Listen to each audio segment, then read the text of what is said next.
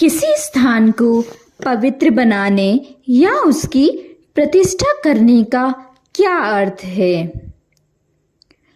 अगर आप मिट्टी को भोजन में रूपांतरित करते हैं तो हम उसे कृषि कहते हैं। अगर आप भोजन को मांस और हड्डी में बदलते हैं तो हम उसे पाचन कहते हैं।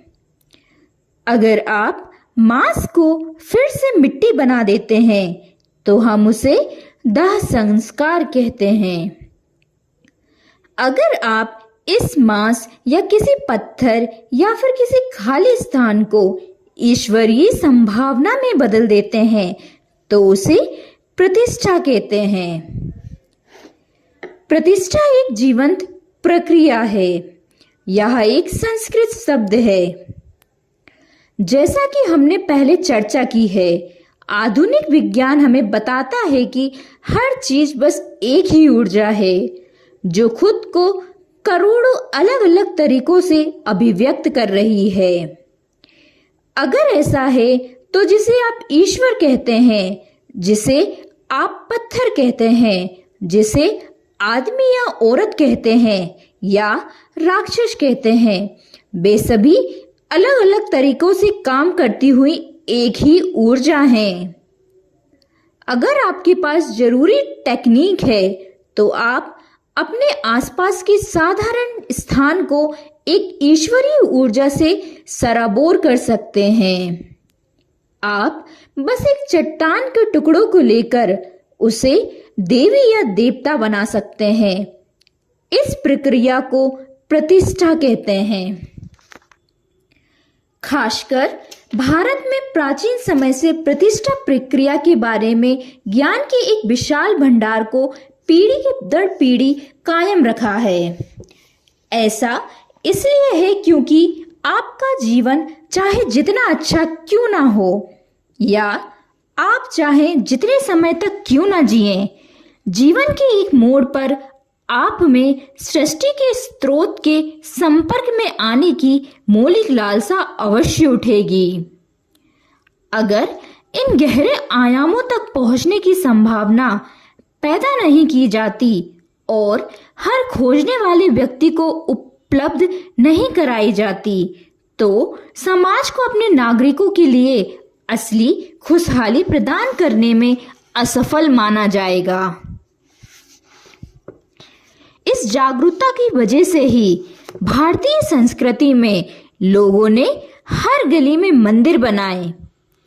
इसके पीछे विचार मंदिरों के बीच होड़ पैदा करना नहीं था। सोच बस इतनी थी कि कोई भी ऐसे स्थान में ना रहे जो प्रतिष्ठित नहीं है। किसी व्यक्ति के लिए प्रतिष्ठित स्थान में रहना एक बड़े सौभाग्य की बात होती है। जब आप ऐसा करते हैं तब आपके जीने का तरीका बिल्कुल अलग हो जाता है। आप पूछ सकते हैं, क्या मैं उसके बिना नहीं रह सकता?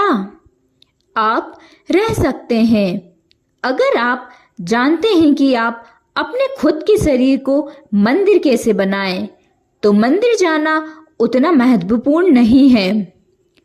हाँ, आप अपने शरीर की भी प्रतिष्ठा कर सकते हैं, लेकिन सवाल यह है कि क्या आप उसे वैसा कायम रख पाते हैं?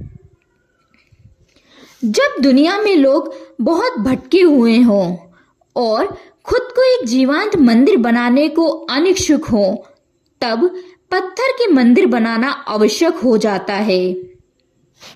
मंदिर बनाने का बुनियादी उद्देश्य उन अधिकांश लोगों को फायदा पहुंचाना है जिनके जीवन में कोई आध्यात्मिक अभ्यास या साधना नहीं है। अगर कोई इस तरह के प्रतिष्ठित स्थान पर साधना कर सकता है तो यह दोगुना फायदेमंद होता है। खासकर उनके लिए बाहरी मंदिर अनमोल होता है जो अपने शरीर को मंदिर बनाना नहीं जानते। प्रतिष्ठा अनेक तरीकों से की जाती है, लेकिन आमतौर पर इसके लिए विधि विधान, मंत्र, ध्वनियां, रूपों और दूसरी कई चीजों का इस्तेमाल होता है। इसे लगातार देखरेख की जरूरत होती है। मंदिर में रीति रस्म आपके लिए नहीं किए जाते, वे वहां पर स्थापित देवता या ऊर्जा रूप को जीवंत रखने के लिए होते हैं। यह देवता क्या है? यह एक खास उद्देश्य के लिए जीवन के विभिन्न पहलुओं में तृप्ति प्राप्त करने का साधन होता है। वास्तव में देवता के लिए पारंपरिक शब्द यत्न है, जिसका शाब्दिक अर्थ मशीन या एक कार्यशील ऊर्जा रूप होता है। प्राचीन काल से लोगों से हमेशा कहा गया है कि घर में पत्थर की मूर्ति मत रखें। अगर आप उन्हें रखते हैं तो हर दिन आपको सही तरह की विधि विधान प्रक्रिया द्वारा उनकी देखरेख करनी चाहिए। अगर किसी मूर्ति की प्रतिष्ठा मंत्रों से की गई हो और अगर हर दिन जरूरी देखरेख नहीं की जाती तो वो मूर्ति की ऊर्जा घटने लगती है। इससे आसपास रहने वाले लोगों को भारी नुकसान पहुंच सकता है। दुर्भाग्य से बहुत से मंदिरों की दशा ऐसी ही हो गई है क्योंकि लोगों ने मूर्ति की देखरेख सही तरीके से नहीं की, क्योंकि वे मूर्ति को जीवंत रखना नहीं जानते थे।